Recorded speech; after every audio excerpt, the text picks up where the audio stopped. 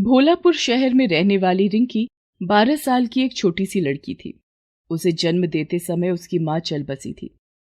बेटी के पालन पोषण के लिए रिंकी के पापा मनोज ने पूनम से दूसरी शादी कर ली थी। रिंकी की सौतेली मां पूनम को भी एक बेटा था, लेकिन पूनम रिंकी को बिल्कुल भी पसंद नहीं करती थी। रिंकी के पापा मनोज के सामने तो वो रिंकी को बहुत प्यार करती, लेकिन जब मनोज घर पर नहीं होते तो रिंकी चल जल्दी से बर्तन मांज और उसके बाद कपड़े भी धोने हैं।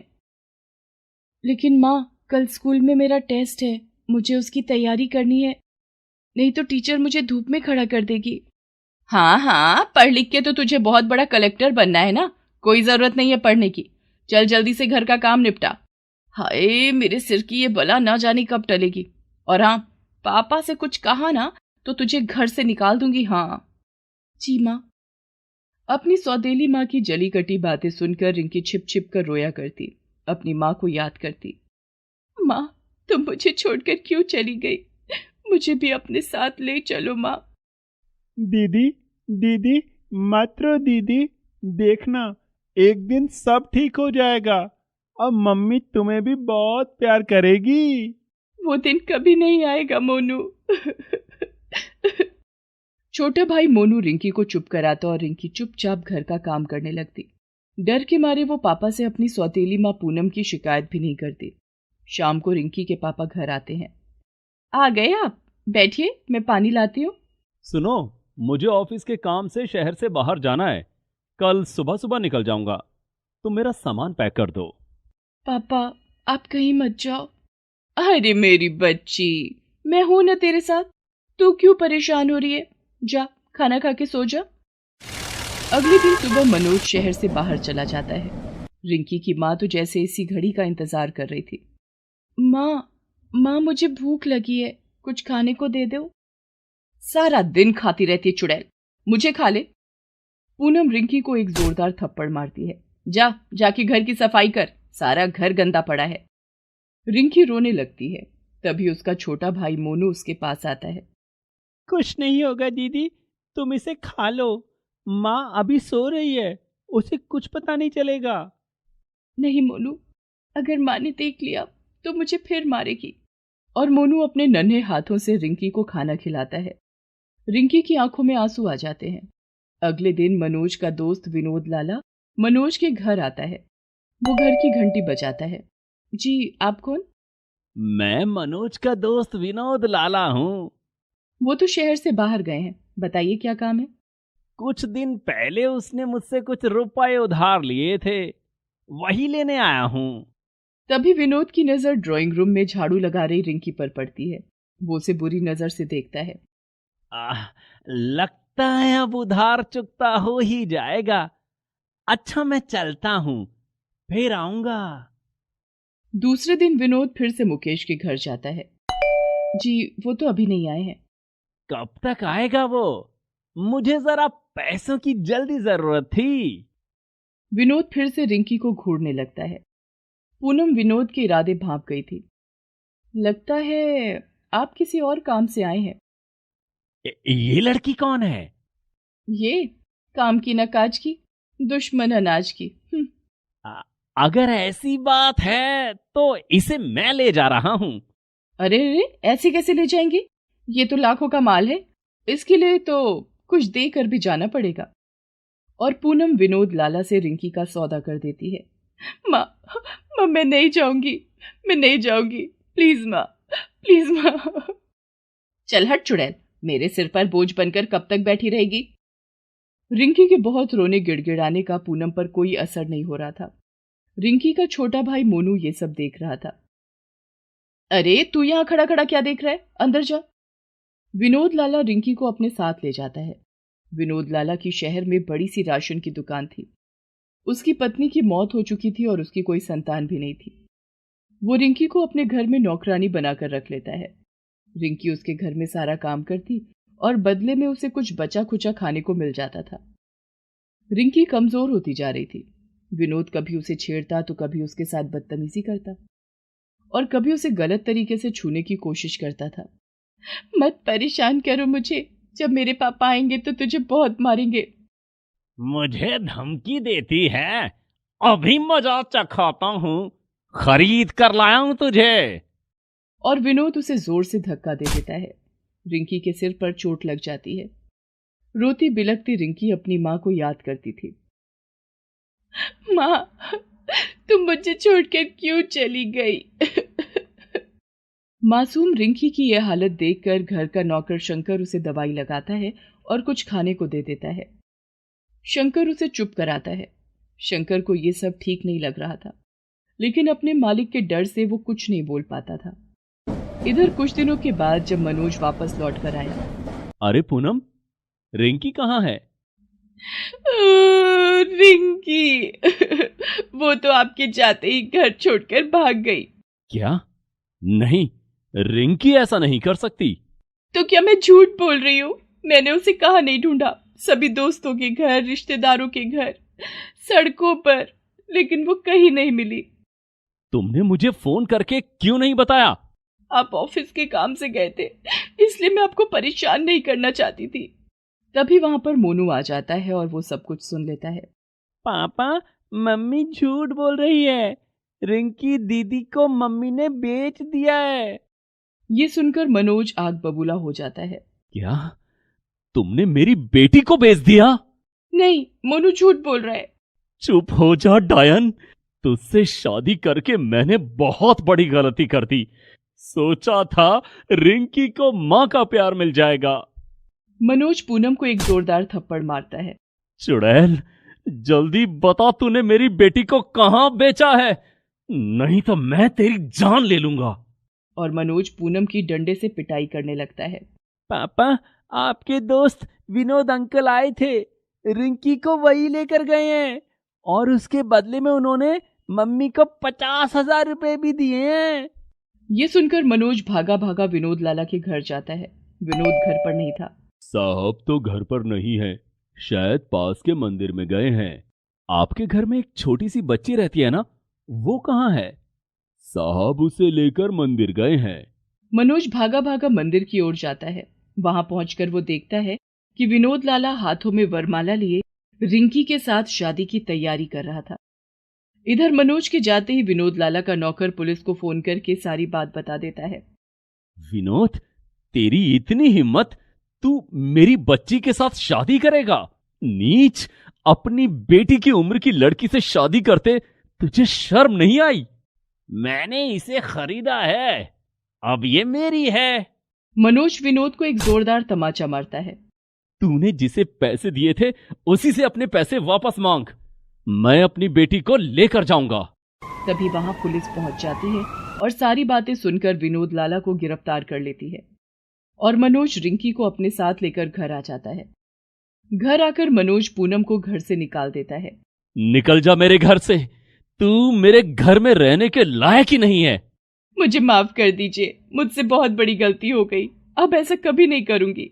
नहीं, तुझे यहां से जाना ही होगा। और गुस्से में मनोज पुलिस को फोन करके बुला लेता है और पूनम को पुलिस के हवाले कर देता है। माँ को पुलिस के हवाले करता देख नन्हा मोनू रोने लगता है। पापा, मम्मी को माफ कर दीजिए, मैं मम्मी के बिना कैसे रहूंगा?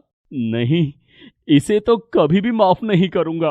पापा, अगर मम्मी जेल चली जाएगी तो मोनू को भी बिना माँ के रहना पड़ेगा, जैसे मैं जी रही हूँ, और मैं नहीं चाहती कि मेरे भाई से उसकी माँ का प्यार छिन जाए। देखा, मेरी बच्ची कितनी समझदार है, ये तुम्हें माफ करने के लिए कह रही है। पूनम रोती हुई रिंकी को गले से लगा लेती है। मुझे माफ कर दे मेरी बच्ची, मुझसे बहुत बड़ी भूल हो गई। रिंकी के कहने पर मनोज पूनम को माफ कर देता है। तुम्हें एक मौका दे रहा हूं, रिंकी को अपनी बेटी की तरह प्यार करो। हाँ, मैं रिंकी को बहुत प्यार करूंगी और इसे अपनी बेटी की तरह पालूंगी। रिंकी ने पूनम को जेल जाने से बचा लिया था। पूनम रिंकी को गले से लगा लेती है। उसकी आंखों में पश्चाताप के आंसू बह रहे थे।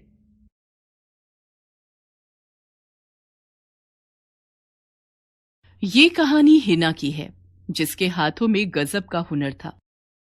बचपन से ही हिना को मेहंदी लगाने का बड़ा शौक था।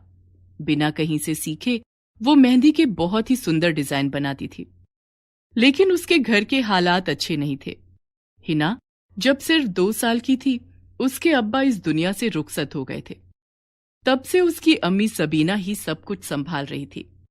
हिना, मुझे काम के लिए देर हो रही है, तो तू ऐसा करना, घर के जो भी काम बचे हैं तू निपटा लेना, ठीक है? ठीक है अम्मी, मैं सब कर लूंगी, लेकिन आप काम से लौटते हुए बिरजू अंकल की दुकान से मेहंदी लेती आना, याद से ले आना, भूलना मत। हाँ हाँ ठीक है, चल मैं चलती हूँ, तू सारे काम कर लेना ठीक से। हिना की माँ सबीना लोगों के घरों में काम करके अपना और हिना का खर्च उठा रही थी।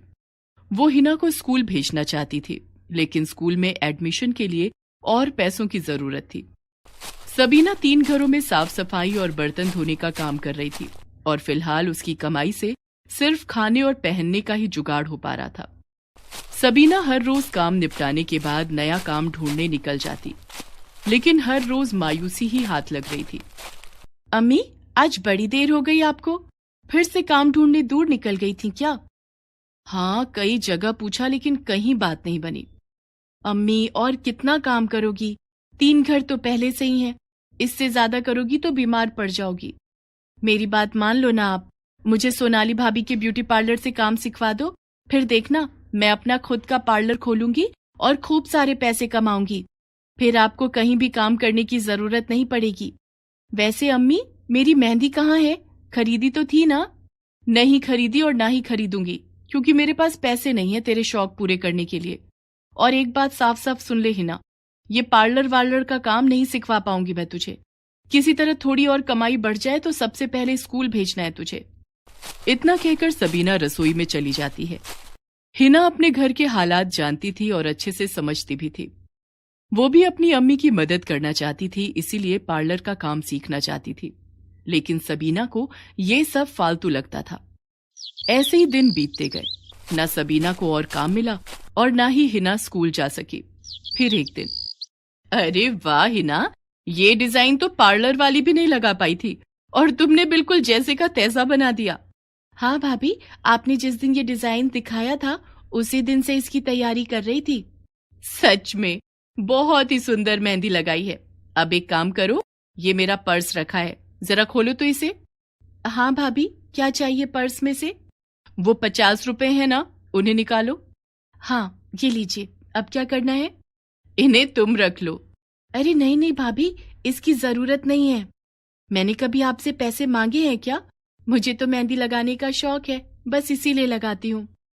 हाँ जानती हूँ, और इसीलिए ये पैसे दे रही हूँ ताकि तुम अपने शौक को अपनी कमाई का जरिया बनाओ। तुम्हें पता है, सोनाली भाभी के पार्लर में एक हाथ का 100 रुपए लेते हैं और मेहंदी भी अच्छी नहीं लगाते। तुम उन्हें कड़ी टक्कर दे सकती हो। लेकिन सुषमा भाभी, मेरे पास कोई क्यों आएगा? मेरा तो पार्लर भी नहीं है और मैंने कहीं से मेहंदी लगाना सीखा भी तो नहीं है। तो क्या हुआ, तुम्हारा काम सबको खींच कर लाएगा। देखो, शादियों का सीजन आने वाला है, मैं अपनी सारी सहेलियों को तुम्हारे बारे में बताऊंगी। उन्हें तुम्हारा काम अच्छा लगा तो वो औरों को बताएंगी। ये तो बहुत अच्छा रहेगा भाभी, मेरा शौक भी पूरा होगा और मैं अम्मी की मदद भी कर पाऊंगी। हिना के पास अगले ही दिन 2 औरतें मेहंदी लगवाने के लिए आ गईं। उन्हें सुषमा ने ही हिना के पास भेजा था। हिना पूरी मेहनत से उन दोनों के हाथों पर बहुत ही सुंदर मेहंदी लगाती है, जिसे देखकर वो दोनों बहुत ही खुश हो जाती हैं। इस तरह धीरे धीरे हिना के पास काफी औरतें और लड़कियां मेहंदी लगवाने उसके घर आने लगी और हिना घर बैठे बैठे कमाने लगी।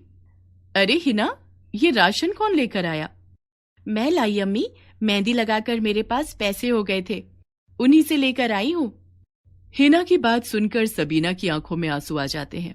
वो हिना का सिर सहलाकर अपने काम में लग जाती है।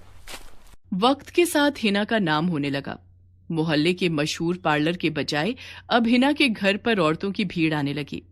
आपका सब कुछ हो गया, बस मेहंदी बाकी है। आइए मैं लड़के को बोल देती हूँ, वो फटाफट लगा देगा। नहीं नहीं नहीं, मेहंदी रहने दीजिए, वो मुझे कहीं और से लगवानी है। अरे पर ऐसा क्यों? आप मेहंदी लगवा कर तो देखिए, हमारे यहाँ प्रोफेशनल्स हैं। मैंने लगवा कर देखी है आपके प्रोफेशनल से मेहंदी, इसीलिए तो कहीं और से लगवानी है। आप मुझे बिल बताइए, मैं पे कर देती हूँ। सोनाली को समझते देर नहीं लगी कि वो ग्राहक किससे मेहंदी लगवाने वाली थी। कुछ तो करना ही पड़ेगा इस हिना का, ऐसे तो हमारे यहाँ से कोई मेहंदी लगवाएगा ही नहीं। कुछ सोच सोनाली, ये अपने पार्लर की इज्जत का सवाल है। हिना जिस दुकान से मेहंदी खरीदती थी, सोनाली ने उस दुकान वाले को कुछ पैसों का लालच देकर हिना की मेहंदी में केमिकल मिलाने के लिए तैयार कर लिया। हिना अनजाने में वही केमिकल वाली मेहंदी सबके हाथों में लगाती रही, जिससे ज्यादातर औरतों के हाथों पर एलर्जी हो गई और सभी हिना पर गुस्सा करने लगे। ये कैसी मेहंदी लगाई तुमने? हे भगवान, खुजा खुजा कर मेरे तो हाथ ही छिल गए। अब कैसे करूंगी मैं घर के काम? मुझे सोनाली के पार्लर से ही मेहंदी लगवानी चाहिए था। भले ही डिजाइन अच्छा नहीं बनता, लेकिन कम से कम मेरे हाथों पर ये एलर्जी तो नहीं होती। हिना को कुछ समझ नहीं आ रहा था कि ये सब क्यों हुआ। वो बहुत डर गई थी। उसने फौरन अपनी सारी मेहंदी पानी में बहा दी और रोने लगी। हिना, परेशान मत हो बेटी, सब ठीक हो जाएगा। नहीं अम्मी, खुदा पता नहीं किस गुनाह की सजा दे रहे हैं। मैंने तो इतने प्यार से मेहंदी तैयार की थी, इससे पहले तो कभी ऐसा नहीं हुआ। अब मुझसे मेहंदी लगवाने कोई नहीं आएगा, कभी नहीं आएगा। क्यों नहीं आएगा? खुदा अपने बंदों का इम्तिहान लेते हैं। अब ये तुम पर है कि तुम्हें हिम्मत करके इसे पार करना है या हार मानकर रोते रहना है। पहले मैं ही तुझे इस काम से दूर रहने को कहती थी, लेकिन अब मैं समझ गई हूं कि इसी काम में तेरी खुशी है और अब मैं तेरे साथ हूं बेटा। शुक्रिया अम्मी, लेकिन अब हम क्या कर सकते हैं? मुझे तो ये भी नहीं पता कि मेरी मेहंदी को आखिर हुआ क्या है। क्या हुआ था ये तो नहीं पता, पर अब आगे क्या करना है इसके बारे में सोचना चाहिए। मैं जिनके यहाँ काम करती हूँ ना, वो मैडम एक आयुर्वेद की डॉक्टर हैं। उन्हें मैंने तेरी मेहंदी दिखाई थी। उन्होंने बताया कि उसमें मेहंदी के अलावा कोई और चीज भी थी जो हाथों को नुकसान दे गई। लेकिन अम्मी, मैंने तो कुछ अलग से मिलाया ही नहीं, फिर ऐसा कैसे हुआ? हो सकता है ये बिरजू की मेहंदी में कुछ गड़बड़ हो। तू ऐसा कर, इस बार दूसरी दुकान से मेहंदी खरीद और सबसे पहले मेरे हाथों पर लगा। और हाँ, और इस सबसे पहले मेरे साथ मिलकर एक तेल बना। मैडम जी ने बताया है कि कैसे बनाना है, उससे सबके हाथों को आराम आ जाएगा। हिना ऐसा ही करती है। उसकी माँ सबीना के हाथों पर मेहंदी का रंग बहुत ही अच्छा चढ़ता है और उसके हाथों को कोई नुकसान भी नहीं पहुंचा था। ये देखकर हिना का खोया आत्मविश्वास फिर लौट आया और वो फिर से अपना मेहंदी लगाने का सामान लेकर अपने घर के बाहर बैठ गई। तभी सोनाली वहां से गुजरी। उसने हिना को देखकर उससे कहा, फिर खोल ली तूने अपनी दुकान? और कितने हाथों को खराब करेगी? न क्वालिटी का पता और न ही डिजाइन की समझ, चली है मुझसे टक्कर लेने। सुन, तेरी भलाई के लिए कह रही हूं, ये सब छोड़ और वो कर जो तेरी माँ करती है, समझी? तभी वहां पर सोनाली की 5 साल की बच्ची आ जाती है। वो लगातार अपने हाथ खुजा रही थी और रोती जा रही थी। मम्मी, मम्मी खुज्जी हो रही है। मम्मी खुज्जी। अरे, तुमने वो मेहंदी कब लगाई और क्यों लगाई? ए लड़की, तेरी हिम्मत कैसे हुई मेरी बच्ची के हाथों पर अपनी जहरीली मेहंदी लगाने की? भाभी, श्रद्धा ने बड़े मन से कहा था, इसीलिए लगा दी थी मैंने। लेकिन आप चिंता मत करो, ये मैंने एक तेल बनाया है, ये इसके हाथों को ठंडक देगा और फिर सब ठीक हो जाएगा। इतना कहकर हिना सोनाली की बेटी के हाथों पर वो तेल मल देती है, जिससे उसके हाथ कुछ ही देर में बिल्कुल ठीक हो जाते हैं। वाह, मेरे हाथ तो बिल्कुल ठीक हो गए। मम्मा देखो ना, दीदी ने कितनी अच्छी मेहंदी लगाई है। दीदी, आज मेरे पैरों पर भी लगा दोगी प्लीज?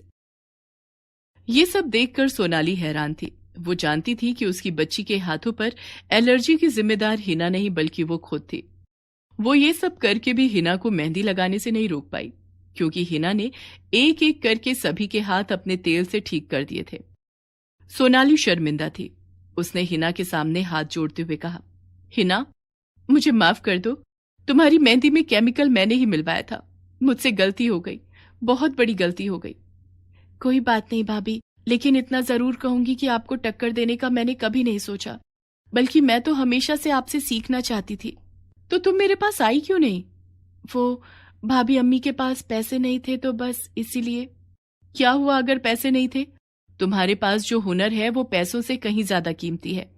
तुम आज से ही मेरे पार्लर में आना शुरू करो और मेरे लिए काम करो।